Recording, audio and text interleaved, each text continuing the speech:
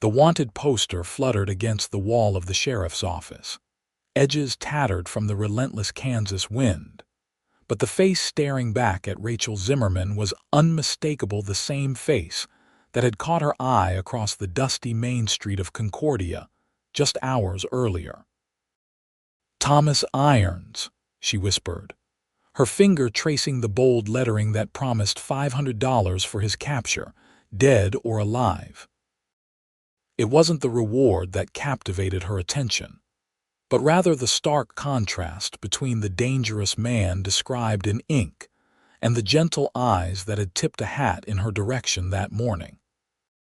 Rachel had arrived in Concordia, Kansas, just 3 days prior, stepping off the westbound train with nothing but 2 valises and ambition burning in her chest. At 22, she'd left behind the suffocating confines of Boston society and a father who believed a woman's only purpose was to marry well. The teaching position awaiting her in this frontier town represented freedom, a chance to build something that belonged solely to her. The sheriff's office was her last stop after a day of introductions around town. Sheriff Wilson Dale had greeted her cordially, explaining the basics of frontier life to the city girl, as he called her with a grandfatherly twinkle in his eye. "Miss Zimmerman, best you understand the lay of the land," he'd said, gesturing to the wall of wanted posters. "We get all types passing through Concordia. Most are good folk just trying to make their way, but others—" His voice trailed off as he tapped a weathered finger against the collection of faces immortalized in black ink. That's when she'd seen him, Thomas Irons. The sketch didn't capture the depth of his eyes or the way his smile seemed to hint at secrets, but it was undoubtedly the same man who'd been leading a Palomino horse down Main Street earlier that day. "Wanted for robbery of the Western Union office in Topeka," Rachel read aloud, her voice barely audible, "and suspicion in the death of a bank guard in Wichita." Sheriff Dale glanced over. "You recognize him?" Rachel hesitated. She hadn't spoken to the man, had only exchanged the briefest of glances, but something about him had struck her. Not menace or danger, but a weariness, a depth that seemed at odds with the crimes listed beneath his likeness. "No," she lied, surprised at how easily the falsehood slipped from her lips. "I was just surprised by the amount of the reward." The sheriff nodded. $500 is enough to tempt even the most honest man. Irons has been slippery as an eel. Reports place him all over Kansas and into Colorado territory. Some say he's riding with a gang now. Others claim he works alone. Rachel studied the poster more carefully. The artist had captured Thomas Irons' strong jawline and the slight curl of dark hair at his temples, but there was something missing, something she'd glimpsed in their momentary exchange on the street. "What exactly did he do?" she asked. "Western Union job, was clean, no one hurt, just money taken."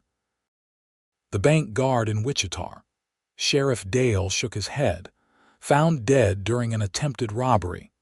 Witnesses placed Irons in town that day, but no one saw him at the bank directly. Evidence was circumstantial but strong enough for a poster." Rachel studied the image again. "And if someone were to see him?" "You come straight to me," Sheriff Dale said firmly. "Man like that is unpredictable, dangerous, no matter how charming he might seem." Rachel nodded, but her mind was already spinning with questions. She wasn't foolish enough to romanticize a wanted man. Yet the disconnect between the description on paper and the brief impression she'd formed nagged at her. As she walked toward her boarding house in the fading light of early autumn, Rachel wondered if Thomas Irons was still in town and what had brought him to Concordia. The sensible part of her hoped he'd already moved on, while another part, a part she didn't fully understand, hoped their paths might cross again. Mrs. Abernathy's boarding house sat 3 blocks from Main Street, a tidy 2-story structure painted a cheerful yellow with white trim. The widow ran a respectable establishment for single ladies, enforcing strict rules about male visitors and curfews. Rachel's room on the second floor offered a view of the rolling prairie beyond the town's edge, a vista that still took her breath away after years confined by Boston's crowded streets. She'd just finished unpacking her books when Mrs. Abernathy knocked on her door. "Miss Zimmerman, there's a letter for you," came by special messenger. Rachel accepted the envelope with surprise. No one except her younger sister knew her address in Concordia, and Eliza wouldn't have had time to write yet. The envelope bore no return address. Inside was a single sheet of paper with neat handwriting. "Miss Zimmerman, I noticed your interest in my wanted poster. Perhaps we should discuss the inaccuracies over coffee. Tomorrow, 2 p.m. Hattie's Cafe. Come alone or don't come at all. T.I." Rachel's hand trembled slightly. How had he known she'd seen the poster? Had he been watching her? The rational response would be to take this note directly to Sheriff Dale, but something held her back. Curiosity, perhaps.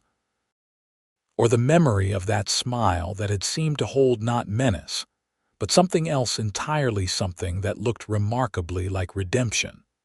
Morning brought clarity with the harsh Kansas sunlight streaming through Rachel's window.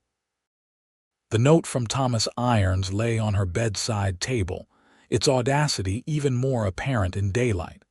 She should report him. That was the proper, safe, and legal course of action. Yet as she dressed for her first day at the schoolhouse, she folded the note and slipped it into her pocket. Concordia's schoolhouse stood on the edge of town, a simple white clapboard building with a bell tower. 28 students awaited her, ranging from 6 to 16 years of age. Their curious faces studied her as she introduced herself, some openly skeptical of this Eastern woman with her crisp speech and tailored clothes. "Good morning, children. I am Miss Zimmerman, your new teacher." A boy of about 12 raised his hand immediately. "Miss, is it true you're from Boston? Pa says Boston folk think they're better than everybody else." Rachel smiled. "I am from Boston, yes, but I came to Kansas because I wanted to be here, not because I thought I was too good for anywhere else. Now, why don't you tell me your name?" "Tommy Jenkins, madam." "Well, Tommy Jenkins, I hope by the end of the school year we'll both have learned something from each other. That goes for all of you. I may be your teacher, but I expect to learn as much from you as you learn from me." This seemed to satisfy most of the children, though she noted a few of the older boys exchanging skeptical glances. Winning them over would take time, but Rachel had always enjoyed a challenge. As the morning progressed, her thoughts strayed occasionally to the note and its proposed meeting. By noon, when she rang the bell for the lunch hour, she had made her decision. At precisely 2 o'clock, Rachel pushed open the door to Hattie's Cafe. The establishment was quiet in the mid-afternoon lull, with only a few tables occupied. In the far corner, partially hidden by a potted palm, sat Thomas Irons. He looked up as she entered, and that same smile, the one that had caught her attention on the street, spread across his face. It wasn't smug or threatening, but rather held a quiet acknowledgement, as though they shared a secret. He stood as she approached, pulling out a chair for her with unexpected courtesy. "Miss Zimmerman, I wasn't sure you'd come." "Neither was I, Mr. Irons," she replied, settling into the seat across from him. Up close, she could see the fine lines around his eyes, not from age, as he couldn't be more than 30, but from sun and what she imagined must be worry. "You're taking quite a risk, meeting with me," he said, his voice low. "I imagine Sheriff Dale warned you about dangerous outlaws." "He did." Rachel studied him openly. "Which makes me wonder why a man with a price on his head would remain in town, let alone arrange a meeting with a schoolteacher he doesn't know." Thomas Irons had the grace to look somewhat abashed. "I saw you looking at my poster." Figured it was only a matter of time before you reported me. Thought I'd hear your voice first, at least." He paused as a waitress approached. "2 coffees, please, Hattie." The woman, a plump, motherly figure with graying hair, nodded without comment and retreated. "You mentioned inaccuracies," Rachel said once they were alone again. "In your poster." Thomas leaned forward slightly, his eyes a clear gray-blue holding hers. "I didn't kill that guard in Wichita, wasn't even at the bank that day. But you were in Wichita." "Yes." He didn't flinch from her direct gaze. "I was there looking for work, honest work. Had just come from a cattle drive and was between jobs. And the Western Union office in Topeka," a flicker of something regret perhaps crossed his features. "That is more complicated." Hattie returned with their coffees, eyeing Rachel with curious disapproval before moving away. "You've just damaged my reputation," Rachel noted, watching the older woman whisper to another customer. "Meeting a man alone is scandalous enough. Meeting a wanted man. I'm sorry for that." "I didn't think—" "No, you didn't." Rachel surprised herself with her boldness. "So explain to me why I shouldn't walk directly to Sheriff Dale's office when we're done here." Thomas stirred sugar into his coffee, his movements deliberate. "The Western Union job, I was there, but not as a robber. I was delivering a message when 2 men came in with guns. One of them recognized me from a previous encounter. When the law arrived later, they found my name in the ledger and the clerk, still shaken, identified me as one of the robbers. By then, I was miles away, unaware I'd just become a wanted man." "That's convenient," Rachel observed, though something in his steady gaze made her hesitate to dismiss his story outright. "The truth rarely aligns with convenience, Miss Zimmerman. I've been trying to clear my name for 8 months, but it's hard to prove a negative, especially when you're running." "Why are you in Concordia?" "Information," he said simply. "I'm tracking the men who did rob that office and likely killed that guard in Wichita. Rumor placed them heading this direction. And you expect me to believe you're some sort of vigilante, seeking justice?" Thomas's laugh held little humor. "No, madam. I'm just a man tired of looking over his shoulder. If I can find evidence clearing my name, I can stop running." Rachel sipped her coffee, considering. His story was either the truth or a remarkably well-crafted lie. "Why tell me this? I'm a stranger to you." "Because you looked at me on the street yesterday, and then at that poster, and you hesitated. Most people see a wanted man and reach for the nearest lawman. You wondered." "I'm still wondering, Mr. Irons," he nodded slowly. "That's fair. I don't expect trust on first meeting, but maybe you could hold off on alerting the sheriff for a day or 2. Give me time to follow the lead I have. And if I don't, then I'll be gone before he finishes buckling on his gun belt," Thomas said simply. "I didn't survive this long by being easy to catch." Rachel found herself studying his hands strong, with calluses that spoke of hard work, not the smooth fingers of a professional gambler or confidence man. Against her better judgment, she was inclined to believe him, or at least to give him the opportunity to prove himself. "2 days," she said finally, "but I want to know what you find." Surprise registered briefly in his eyes before he nodded. "Same time day after tomorrow if I'm not here." He didn't need to finish the thought. Rachel stood, aware of curious glances from the cafe's other patrons. "For what it's worth, Mr. Irons, I hope you're telling the truth." "Thomas," he corrected. "If we're conspiring together, might as well use my given name." "We are not conspiring," Rachel said firmly. "I'm simply reserving judgment." His smile returned, warming those blue-gray eyes. "Mighty generous of you, Miss Zimmerman." "Rachel," she conceded. "And don't make me regret this, Thomas." As she walked back to the schoolhouse for afternoon lessons, Rachel wondered if she'd just made the biggest mistake of her life, or perhaps taken the first step toward an adventure, unlike any she could have imagined when she boarded that train to Kansas.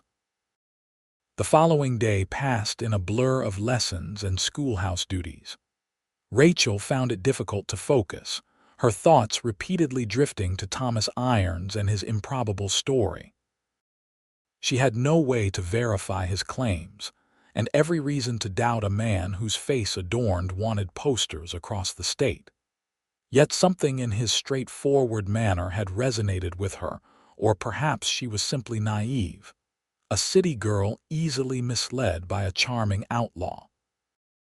After dismissing her students, Rachel lingered at the schoolhouse, using the quiet to prepare the next day's lessons. The sound of approaching hoofbeats drew her to the window. Sheriff Dale dismounted outside, tying his horse to the hitching post before climbing the schoolhouse steps. Her heart quickened.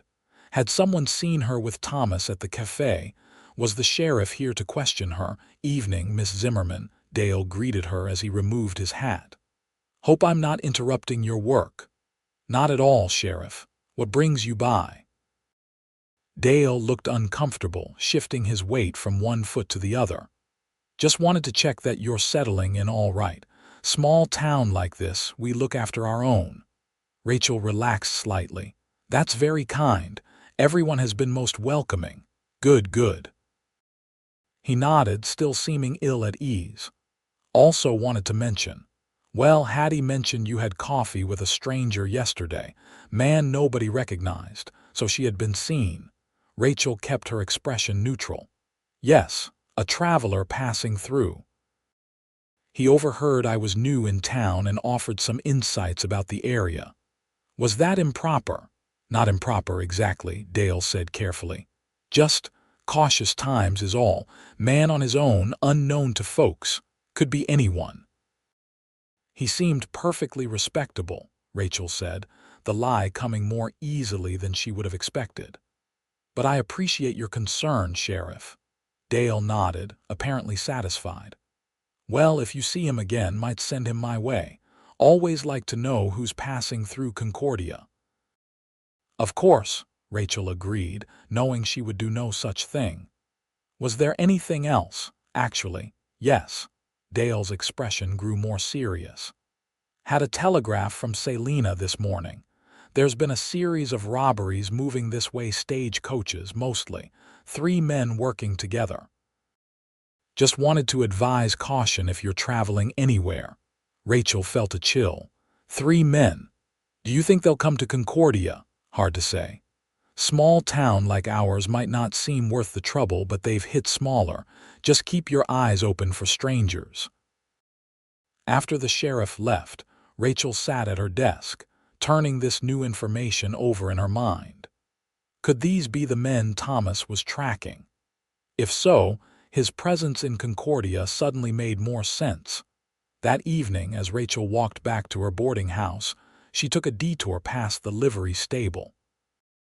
She wasn't sure what drew her there, curiosity, perhaps, or some intuition she couldn't name. The large doors stood open, and inside she could see a young, stable hand forking hay. "Excuse me," she called. "I was wondering if you've seen a Palomino horse recently." A beautiful animal with a white blaze. The boy, no more than 14, looked up. "Yes, belongs to that fella staying at the hunter's cabin outside town. Fine animal, been exercising him daily." "The hunter's cabin, old place about 2 miles north. Trapper built it years back, but he's long gone. Town owns it now, rents it to hunters or travelers who prefer privacy." Rachel thanked him and continued her walk, filing away this information. Thomas Irons was staying close enough to town to maintain his investigation, but far enough away to make a quick escape if needed. It was both strategic and concerning. That night, sleep eluded her. The windows of her room stood open to catch the late summer breeze, carrying with it the sounds of cicadas and distant coyotes. Kansas nights were never truly silent, she discovered, unlike the muffled quiet of Boston's brick-walled neighborhoods. Morning brought no clarity, just the persistent feeling that she stood at a crossroads without knowing which path led to safety and which to peril. As she taught her lessons, Rachel found herself watching the clock, counting down the hours until her meeting with Thomas. When the appointed time arrived, she entered Hattie's cafe with a mixture of anticipation and trepidation. The corner table was empty. She ordered coffee and waited, watching the door, but as minutes stretched into a half hour, it became clear that Thomas wasn't coming. Disappointment mingled with concern. Had he fled town, been captured, or had something gone wrong with whatever investigation he was conducting? As she prepared to leave, Hattie approached her table. "Your friend asked me to give you this," she said, sliding a folded note across the table. "Left it last night, said you might come looking for him today." The note was brief. "Meet me at sunset, Hunter's Cabin, North Road. Important developments. T." Rachel frowned. The location was isolated, away from the safety of town. Meeting Thomas there would be far riskier than a public cafe. Yet if he had indeed found evidence about the men who framed him, she wanted to hear it. The rest of the afternoon passed in a haze of indecision. By the time school ended, Rachel had made up her mind. She would go, but she would take precautions. In her valise, buried beneath books and personal items, was a small Derringer pistol her father had insisted she carry for protection on her journey west. She had never fired it, but its weight in her pocket provided some comfort as she left the boarding house, telling Mrs. Abernathy she was taking an evening walk to collect wildflowers. The north road out of Concordia stretched through rolling prairie, golden in the late afternoon sun. Rachel maintained a steady pace, her sensible boots raising small puffs of dust with each step. Birds wheeled overhead in the vast Kansas sky, and occasional prairie dog sentinels stood watch beside their burrows, chattering warnings at her approach. The Hunter's Cabin appeared on the horizon as the sun began its descent, a simple log structure with a stone chimney. Smoke curled lazily from its top, suggesting someone was indeed there. As she drew closer, Rachel spotted the Palomino horse tethered outside, confirming Thomas's presence. She hesitated at the edge of the small clearing surrounding the cabin. Was she being foolish? A proper Boston lady would never consider meeting a strange man, let alone a wanted one in such an isolated location. But Rachel had left Boston precisely because she no longer wished to be confined by what was proper. She had come west seeking independence and the freedom to make her own choices, even if those choices carried risk. Drawing a deep breath, she crossed the clearing and knocked on the cabin door. It swung open almost immediately, revealing Thomas. He looked different, his face shadowed with stubble, his eyes alert but weary, suggesting he hadn't slept. "You came," he said, relief evident in his voice. "I wasn't sure you would." "Neither was I," Rachel admitted. "Your note was rather cryptic." He stepped aside to let her enter. The cabin's interior was spare but clean, a table and chairs, a narrow bed in one corner, and a stone fireplace where coffee bubbled in a battered pot. Maps and papers were spread across the table's surface. "I apologize for the change in plans," Thomas said, closing the door behind her. "It wasn't safe to meet in town." "Sheriff Dale asked about you," Rachel confirmed. "Someone at the cafe mentioned a stranger." Thomas nodded grimly. "Small towns. Everyone notices everything." He gestured to the table. "But that's not why I asked you here. I found them." Rachel moved closer to examine the papers. One was a crude map of the area surrounding Concordia, with several locations marked in pencil. Another appeared to be notes in Thomas's handwriting, dates, locations, descriptions. "The Harker brothers," Thomas explained. "Ezra, Samuel, and Jonah. They've been working their way through Kansas for the past year, Started with small-time robberies, but they've gotten bolder and more violent. The stagecoach robberies, Rachel murmured. Sheriff Dale mentioned them yesterday. Thomas looked up sharply. He knows they're headed this way. He had a telegraph from Selina. He didn't mention names, just that there were 3 men. Thomas ran a hand through his hair, a gesture Rachel was beginning to recognize as a sign of agitation. They're planning something big. I overheard them at a camp 10 miles south of here last night.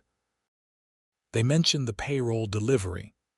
Payroll, for the railroad workers, comes through Concordia twice a month. Next delivery is tomorrow, carries enough cash to pay every track layer and engineer for 50 miles in either direction.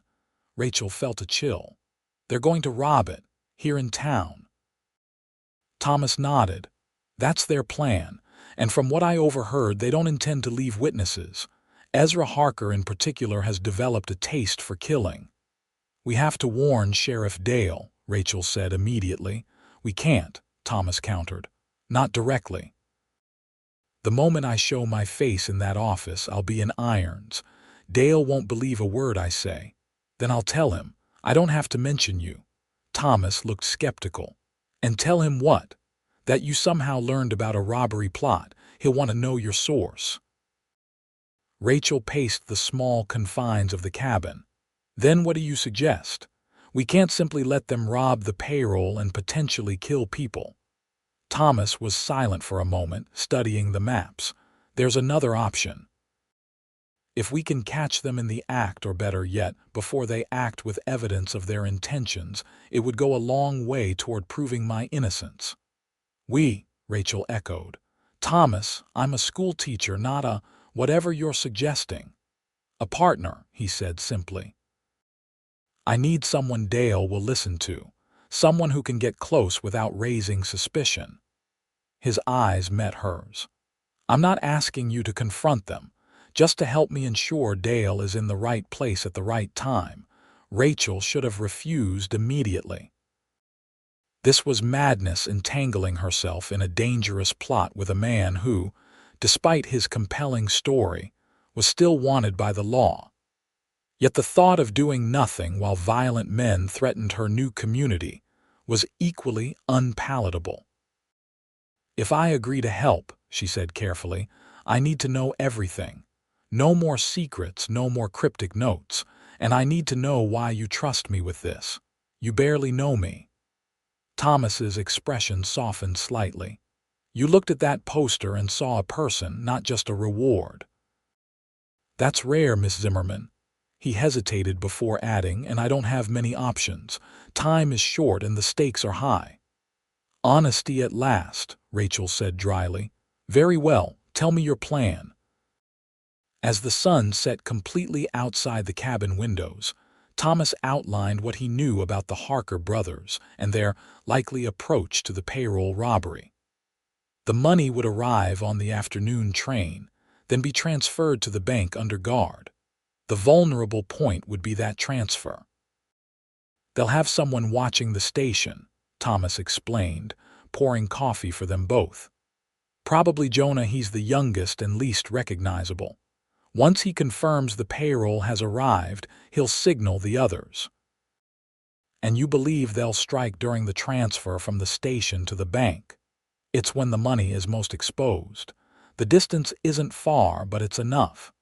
Based on their previous robberies, they prefer to create a distraction, then strike during the confusion. Rachel considered this. So we need to ensure Sheriff Dale has additional men positioned along that route, without alerting the Harkers to our knowledge. Thomas nodded. Exactly. If Dale suddenly posts extra guards specifically for the payroll, they might postpone or change their plan. But if there's a different reason for increased security? The Harvest Festival, Rachel said suddenly. It starts tomorrow. The town will be full of visitors, and Dale always increases patrols during festivals. Perfect, Thomas agreed. If you could suggest to Dale that security near the station might be particularly important, given the crowds. I could mention that some of the older boys have been talking about mischief, Rachel mused. It wouldn't be untrue. Tommy Jenkins and his friends have been plotting something involving firecrackers. As they refined their strategy, Rachel found herself studying Thomas in the lamplight. Despite the circumstances, there was something reassuring about his methodical approach and clear thinking. He didn't seem like a desperate criminal, but rather like a man determined to right a wrong. "Why did you become a teacher?" Thomas asked abruptly, breaking a comfortable silence that had fallen between them. The question surprised her. "I've always loved learning," Rachel said after a moment's thought, "and I wanted independence. Teaching was one of the few respectable professions open to women that allowed me to support myself." "Boston society wasn't to your liking," Rachel smiled wryly. "Boston society expected me to marry a suitable gentleman, host dinner parties, and produce suitable children. I wanted more than that. So you came to Kansas." "So I came to Kansas," she agreed, "where I find myself conspiring with a wanted man to prevent a robbery. I'm not entirely sure this is what my father feared when he warned me about the Wild West, but it certainly wasn't in the teaching college curriculum." Thomas laughed, the sound warming the small cabin. "Life has a way of taking unexpected turns. 6 months ago, I was working honest cattle drives with plans to save enough for my own small spread someday. Now I'm hiding in hunters' cabins and enlisting school teachers in vigilante operations." "Not quite vigilante," Rachel corrected. "We're involving the proper authorities. Just ensuring they look in the right direction at the right time," Thomas agreed. "Speaking of which, it's getting late. I should see you safely back to town." Rachel glanced outside, surprised to find full darkness had fallen. "Mrs. Abernathy will be scandalized by my return time as it is." Thomas insisted on accompanying her at least partway back to Concordia, leading his palomino by the reins as they walked. The night was clear, stars blazing in profusion across the Kansas sky in a way Rachel was still becoming accustomed to after Boston's more limited celestial views. "We never properly discussed what happens after tomorrow," Rachel said as the lights of town appeared on the horizon. "If all goes well and the Harkers are captured. If there's evidence linking them to the Western Union robbery and the Wichita killing, I'll present myself to the authorities with my side of the story. It'll mean a trial, likely, but with the real culprits in custody, I stand a chance of clearing my name. And if there isn't such evidence—" Thomas was quiet for a moment. "Then I keep looking or keep running, I haven't decided which." They stopped at the point where the road widened as it approached town. "This is far enough," Rachel said. "If someone sees us together—" Thomas nodded. "Tomorrow, then. After school, make your suggestion to Dale about increasing patrols near the station. I'll be watching from a distance. If all goes well, the Harkers will make their move around 4 o'clock when the payroll transfer occurs.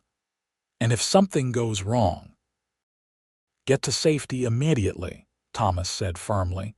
"These men are dangerous, Rachel. Don't take unnecessary risks." The use of her given name sent an unexpected warmth through her. "I could say the same to you, Thomas." He smiled then, that same smile that had first caught her attention, a smile that suggested redemption was possible. That second chances existed even for those who had stumbled onto the wrong path.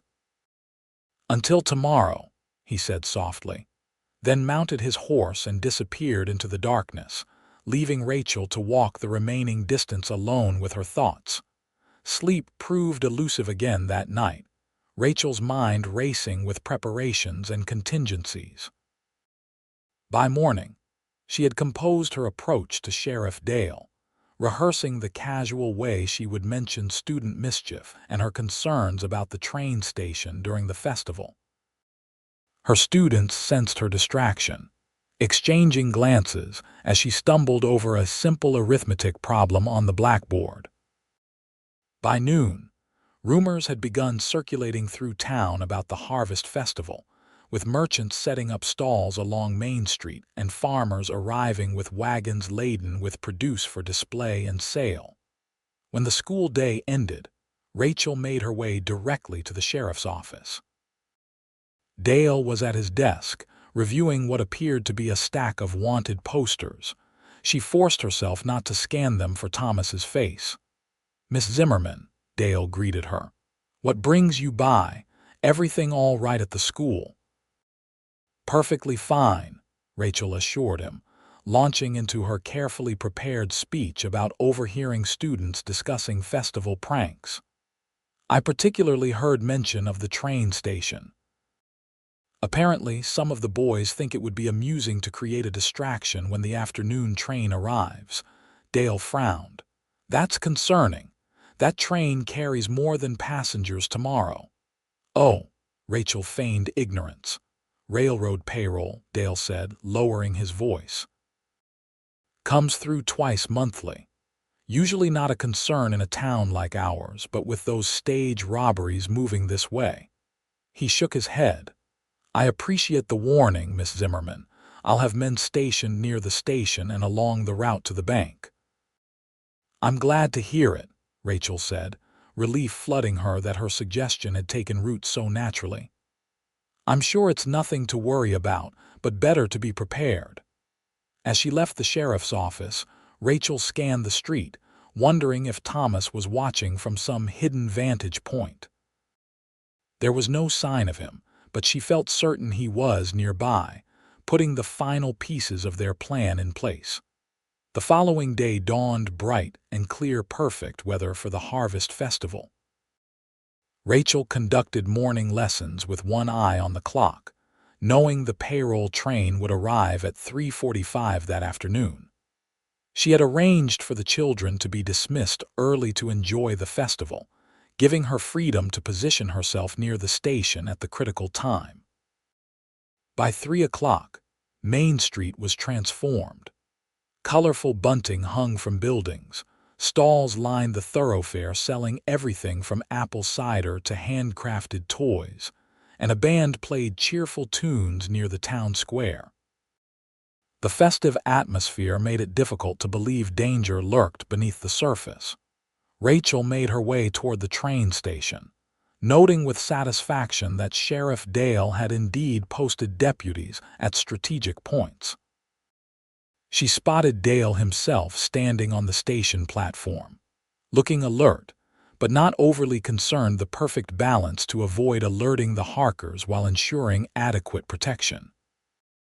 Positioning herself on a bench near the station's entrance, Rachel opened a book, pretending to read while observing the surroundings. Festival goers streamed past, many nodding greeting to the new schoolteacher. She responded automatically, her attention focused on identifying anyone who might be Jonah Harker, the presumed lookout.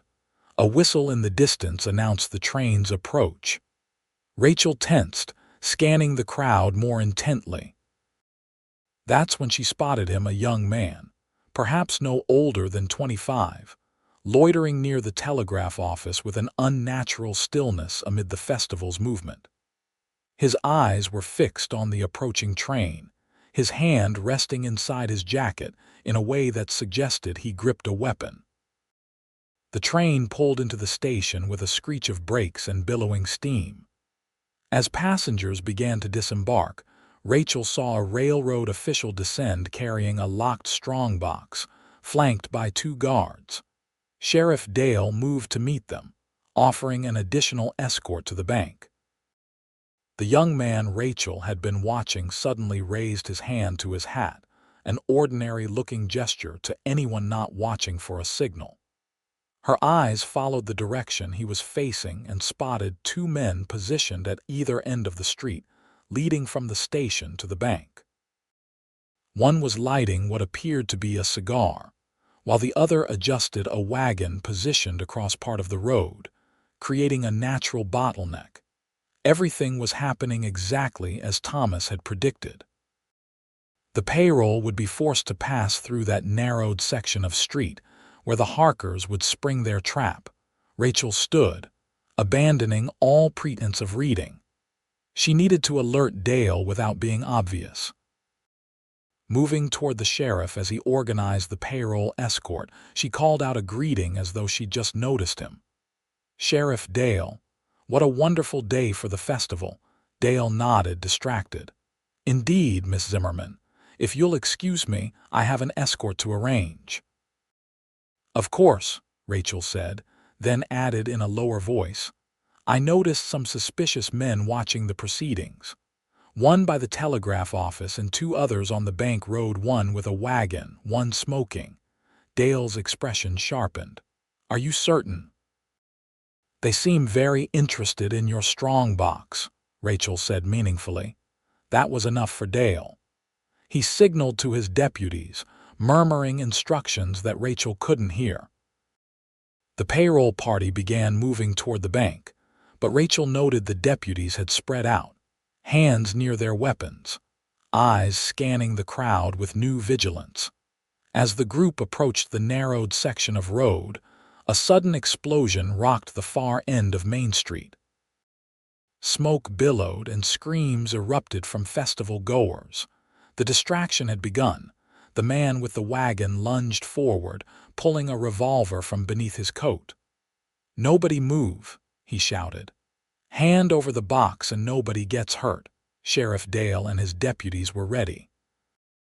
"Drop your weapon, Harker," Dale bellowed, his own gun already drawn. Chaos erupted. The second man opened fire from his position, forcing Dale and one deputy to take cover. The young man from the telegraph office, Jonah Harker, Rachel presumed, raced toward the confrontation, drawing his own weapon. Rachel pressed herself against the station wall, heart pounding as gunfire echoed through the formerly peaceful street. Festival goers scattered, seeking shelter in nearby buildings. Through the confusion, she searched desperately for any sign of Thomas, knowing he had planned to be nearby. A movement on the roof of the Mercantile caught her eye. Thomas crouched there, a rifle trained on the eldest Harker brother. As Rachel watched, he fired a single, precise shot that struck the man's arm, causing him to drop his weapon with a howl of pain. The tide turned quickly after that. With one Harker wounded and the element of surprise lost, the brothers found themselves outmatched. Jonah surrendered almost immediately when cornered by two deputies. The one with the wagon, Samuel, Rachel guessed, attempted to flee, but was brought down by Sheriff Dale himself with a tackle that sent both men sprawling in the dust. The eldest brother, Ezra, made the most desperate stand, snatching a young woman as a human shield despite his wounded arm. "Back off," he snarled, pressing a knife to his hostage's throat. "Or she dies." Rachel recognized the hostage with horror, Mary Sullivan, one of her older students. The girl's eyes were wide with terror as Ezra backed toward an alley, dragging her with him. From his position on the rooftop, Thomas had a clear shot, but with Mary so close, the risk was too great. Rachel saw him lower his rifle, then disappear from the roof's edge. Seconds stretched into an eternity as Ezra Harker continued his retreat, Sheriff Dale and his deputies following at a distance, weapons trained but unable to fire. Rachel held her breath, wondering what Thomas intended. The answer came as Ezra reached the mouth of the alley. A figure stepped from the shadows behind him, Thomas, moving with silent precision. Before Harker could react, Thomas struck, one arm locking around the outlaw's throat while the other grabbed the wrist holding the knife, forcing it away from Mary's neck. "Run!" Thomas shouted to the girl, who needed no second urging. She bolted toward Sheriff Dale's protective custody. Ezra fought like a cornered animal, slashing wildly with his knife. Rachel gasped as the blade connected with Thomas's forearm, drawing blood. But Thomas maintained his grip, finally wrenching the knife away and throwing Harker to the ground with a force that left the outlaw stunned. Sheriff Dale and his deputies converged on the scene, weapons leveled at both men. "Don't move," Dale ordered. "Either of you." Thomas raised his hands slowly, blood seeping from his wounded arm. "The Harker brothers," he said, nodding toward Ezra's prone form. "Wanted in Kansas and Colorado territory, responsible for the Western Union robbery in Topeka, and likely the bank guard's death in Wichita." Dale's eyes narrowed as recognition dawned. "Thomas Irons, you're on my wall too." "Yes, sir," Thomas acknowledged, "but I didn't commit those crimes. These men did. Check Ezra Harker's saddlebags. You'll likely find evidence connecting them to both Topeka and Wichita." "Why should I believe you?" Dale demanded, though Rachel noted he kept his gun trained on Ezra rather than Thomas. "Because he just saved Mary Sullivan's life," Rachel said, stepping forward. "And he's the one who warned me about the Harkers' plan to rob the payroll." Dale's gaze shifted to Rachel. "You knew about this?" "Thomas approached me after I saw his wanted poster," Rachel admitted. "He's been tracking the Harkers for months, trying to clear his name." Dale processed this information, his weathered face revealing his internal conflict. Finally, he motioned to one of his deputies. "Cuff them both. Gentle with irons, he's bleeding. And someone check those saddlebags." As Ezra Harker was hauled roughly to his feet and Thomas submitted to being handcuffed with dignity, Rachel caught Thomas's eye. Despite his wound and uncertain fate, that same smile touched his lips briefly, a smile that promised this wasn't the end of their story, but perhaps just the beginning. The aftermath of the attempted robbery unfolded over the following days with a swiftness that left Concordia buzzing with gossip. The Harker brothers were confined to separate cells in the jail, awaiting transfer to Topeka for trial. A search of their belongings had indeed yielded damning evidence, including a pocket watch belonging to the murdered Wichita bank guard and documents stolen from the Western Union office. Thomas Irons occupied a fourth cell, though his door remained unlocked after the second day. Sheriff Dale, having telegraphed authorities in Topeka and Wichita, received confirmation that supported Thomas's version of events. Witnesses from the Western Union office, when presented with descriptions of the Harker brothers, revised their initial identifications. The evidence against Thomas began to crumble. Rachel visited the jail daily, bringing books and news from town. The story of how the new schoolteacher had helped capture notorious outlaws spread rapidly, transforming her from an outsider to something of a local hero. Her students regarded her with newfound respect, particularly Mary Sullivan, who had written a composition about bravery that brought tears to Rachel's eyes. On the fifth day after the failed robbery, Sheriff Dale met Rachel at the jail entrance. "Miss Zimmerman, I've just received the final telegraph from Topeka. The charges against Mr. Irons have been officially dropped. He's a free man." Relief flooded through her. "That's wonderful news, Sheriff. Does he know?" "Not yet. Thought you might like to tell him yourself." Thomas was sitting on his cell's narrow cot, reading a book Rachel had brought him the previous day. He looked up as she entered, his face lighting with that now familiar smile that never failed to warm her heart. "You're free," Rachel said without preamble. "The charges have been dropped." Sheriff Dale just received confirmation from Topeka. Thomas closed the book slowly as if processing her words. "Free," he repeated. "After all these months." He stood, crossing to where she stood. "I'm not sure I remember what that feels like." "You'll adjust," Rachel said, surprised by the sudden tightness in her throat. Now that his name was cleared, there was nothing keeping Thomas in Concordia. The realization brought an unexpected pang of loss. As if reading her thoughts, Thomas asked, What happens now, Rachel, for us? The question hung in the air between them. In less than a week, this man had upended her carefully planned new life, drawing her into adventure and danger, and in the process, showing her a depth of character that fascinated her. "I don't know," she admitted. "I came to Concordia for independence, for a fresh start. I never expected a wanted man to complicate things," Thomas suggested with a hint of his wry humor. "A man who would risk his freedom to save a young girl," Rachel corrected.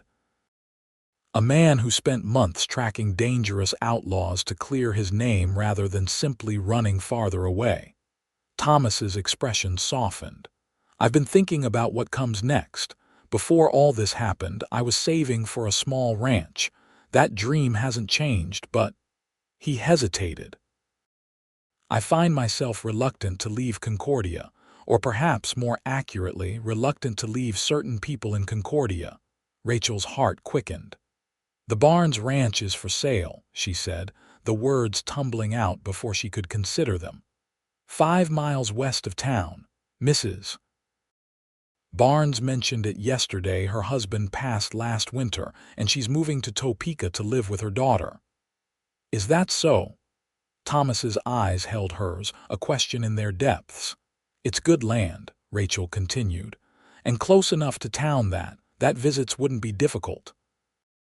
"Visits?" Thomas echoed. "I'd like that. Though I should warn you, a former outlaw calling on the town schoolteacher might raise eyebrows. Concordia has already seen us conspire to capture dangerous criminals," Rachel pointed out.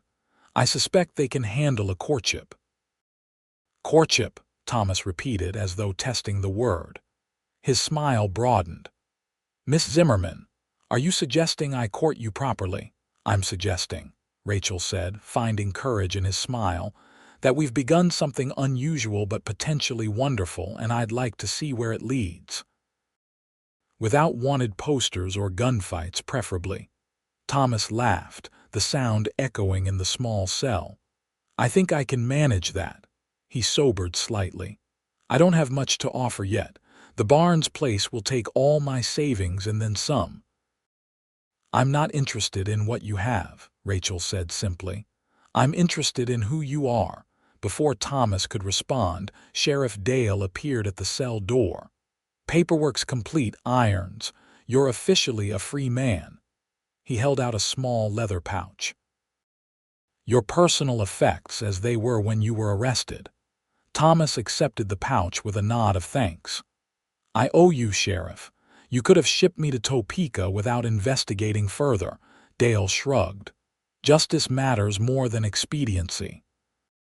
Besides, Miss Zimmerman here was mighty convincing about your character." He tipped his hat to Rachel. "Town council's talking about a civic commendation for your role in preventing the robbery. Might be the first time in Kansas history a schoolteacher receives such an honor." After the sheriff departed, Thomas emptied the pouch onto the cot, a pocket watch, a few coins, a folded letter. "Not much to show for 30 years of living," he observed. "It's a beginning," Rachel said. "A clean slate." Thomas looked up at her, his expression suddenly serious. "That first day when you saw my poster, what made you hesitate? Why didn't you report me immediately?" Rachel considered the question. "Your smile," she said finally. "When I saw you on the street, you tipped your hat and smiled.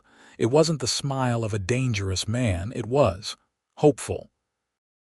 Like someone who believed in second chances, in redemption." "Redemption," Thomas murmured. "I've been seeking that for a long time." "I think you found it," Rachel said softly. "Now the question is what you'll do with it." Thomas gathered his meager possessions and offered Rachel his arm. "First, I believe I'll escort Concordia's most distinguished schoolteacher to dinner if she'll accept. Then tomorrow I might ride out to look at the Barnes place." "And after that?" Rachel asked, taking his arm.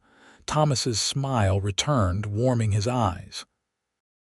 "After that, Miss Zimmerman, I suspect we'll be writing our own story one day at a time. Together." They walked out of the jail into the golden light of the Kansas afternoon, leaving behind wanted posters and mistaken identities, stepping forward into possibilities neither had imagined when their paths first crossed on a dusty street in Concordia. 2 months after the Harker brothers' attempted robbery, Concordia had settled back into its rhythms.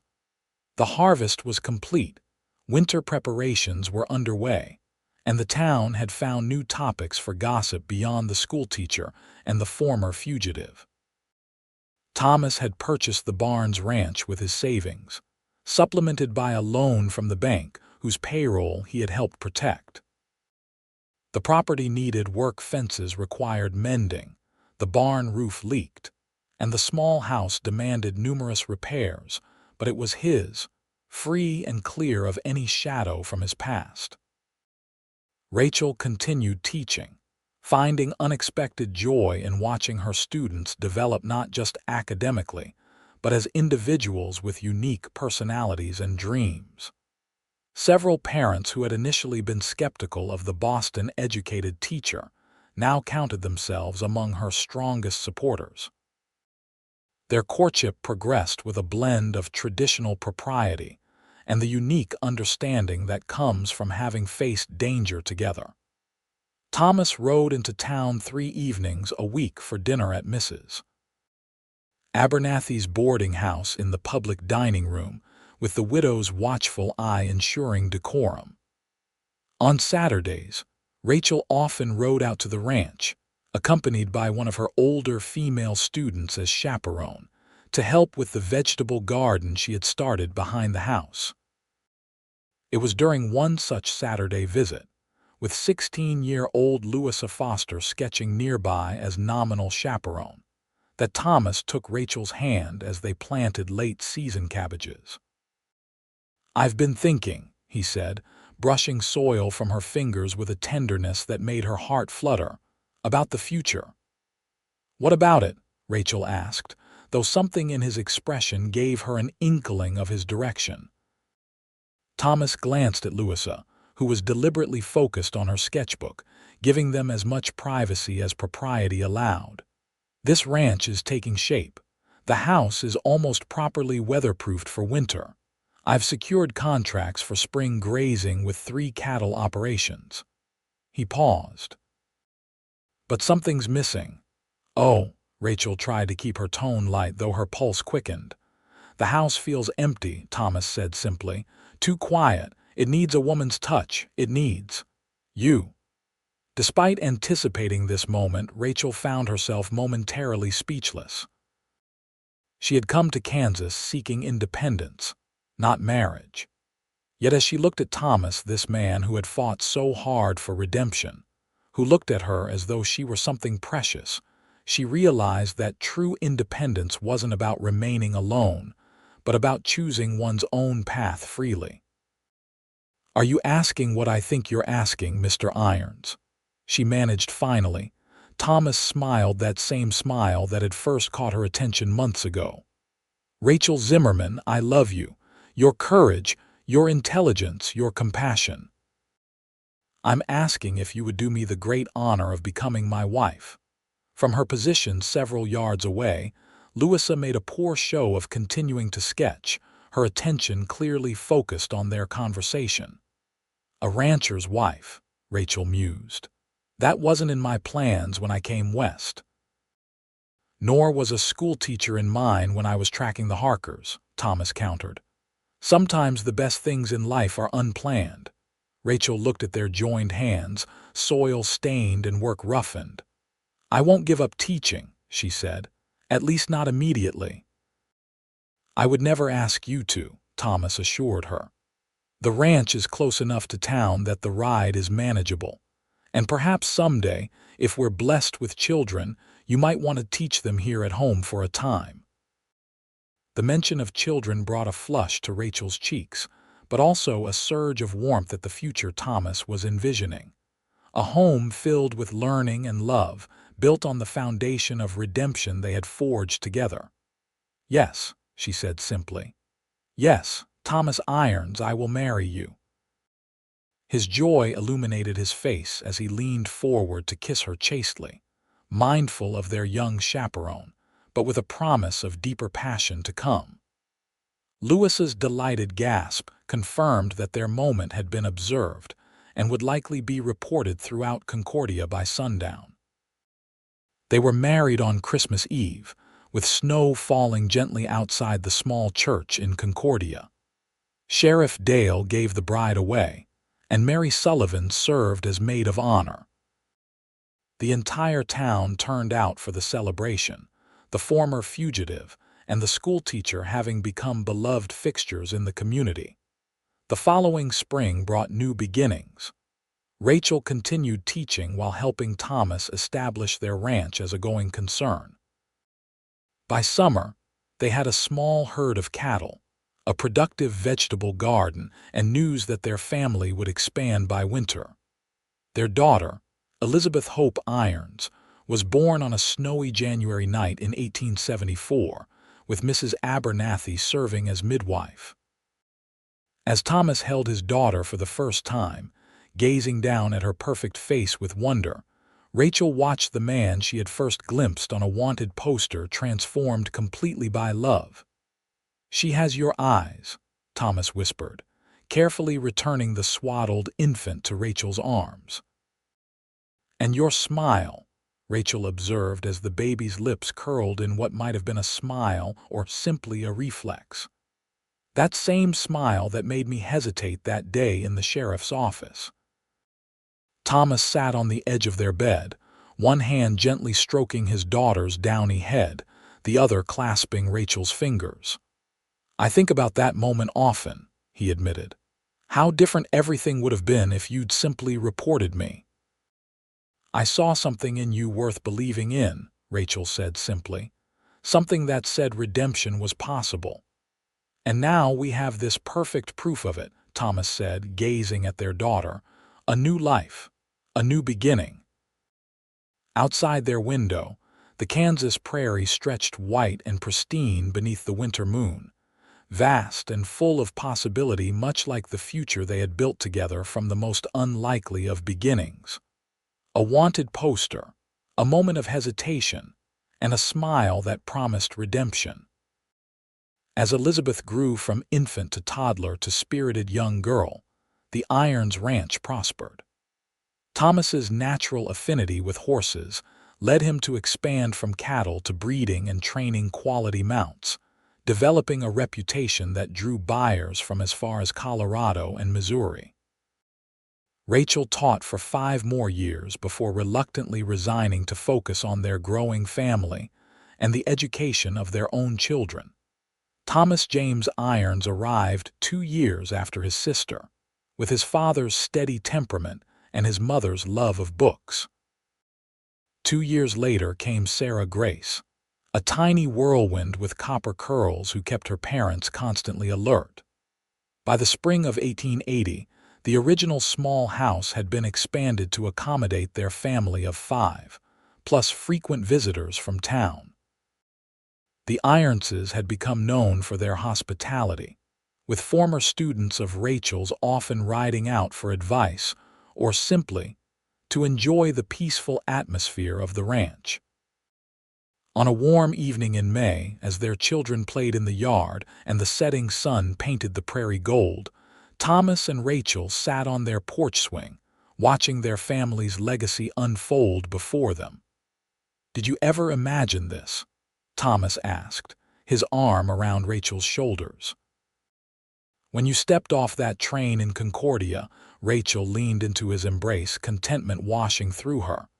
"Never. I came seeking independence. I found so much more." She tilted her face up to his. "What about you? When you were running, tracking the Harkers, did you imagine this future?" "I barely allowed myself to imagine any future," Thomas admitted. "I was focused solely on clearing my name, the possibility of a family of this." He gestured to encompass their home, their children, their life together. Seemed impossible. "Yet here we are," Rachel murmured. "Because you refused to accept the story others wrote for you, because you sought redemption, because you saw something in me worth saving," Thomas corrected, brushing a kiss against her temple. "That day in the sheriff's office when you looked at my wanted poster and hesitated." Rachel smiled at the memory that had become central to their family's lore. "Your smile gave you away. It didn't match the man described on that paper." Thomas turned to fully face her, taking both her hands in his. "I've never properly thanked you, Rachel, for believing in me when you had every reason not to, for taking a chance on a man with a price on his head." "It was the best risk I ever took," Rachel said simply, "and the most valuable reward I could have received." From the yard, Elizabeth called for them to watch as she demonstrated a new trick with the puppy Thomas had given her for her birthday. As they applauded their daughter's accomplishment, Thomas squeezed Rachel's hand gently. "I love you, Rachel Irons. More today than yesterday and less than tomorrow. And I love you, Thomas Irons, my redemption story, my happily ever after." As twilight deepened into night, stars appearing one by one in the vast Kansas sky, the family gathered on the porch. Thomas produced his guitar, a recent acquisition, and played simple tunes while the children sang and Rachel rocked gently in the swing, treasuring these moments that had seemed so impossible when she first saw Thomas's face on a wanted poster. Their story had begun with danger and uncertainty, but it continued with love, family, and the deep contentment that comes from finding one's true place in the world and the perfect person with whom to share it. In the years that followed, the Irons family became fixtures in Concordia and the surrounding region. Thomas's horse breeding operation gained national recognition, with buyers coming from as far as Kentucky and New York for his stock. Rachel eventually opened a small school on their property for ranch children and others who lived too far from town for daily attendance, bringing education to those who might otherwise have gone without. Their children grew strong and capable in the Kansas sun. Elizabeth, their firstborn, inherited her mother's intellectual curiosity and her father's quiet determination, eventually continuing her education at a women's college in St. Louis, before returning to Kansas to teach alongside her mother. Young Thomas developed his father's gift with horses and a head for business, gradually taking on more responsibility for the ranch operations. Sarah, their youngest, surprised everyone by displaying a remarkable talent for medicine, apprenticing with Concordia's doctor before attending medical school, one of the few women of her generation to do so. Through all the changes, the foundation remained the same. A love built on second chances, on seeing beyond appearances to the truth beneath. The story of how Rachel had found Thomas's name on a wanted poster became family legend, repeated at gatherings and celebrations as a testament to the power of trusting one's instincts and looking beyond surface judgments. On their 25th wedding anniversary, with their children and grandchildren gathered around them in the home they had built together, Thomas raised a glass to his wife. "To Rachel," he said, his voice carrying the warmth of decades of shared love, "who saw redemption in a wanted man's smile and changed the course of both our lives forever." Rachel's eyes, still bright though now framed by silver-streaked hair, met his across the table they had gathered around. "To finding love in unexpected places," she returned, "and to the journey we've shared since that day in the sheriff's office." As glasses clinked and their family celebrated around them, Thomas reached for Rachel's hand beneath the table, his fingers finding hers with the familiarity of countless such touches over the years. No words were needed between them, just the certainty that of all the twists of fate that had shaped their lives, none was more significant than a wanted poster, a moment of hesitation, and a smile that promised redemption.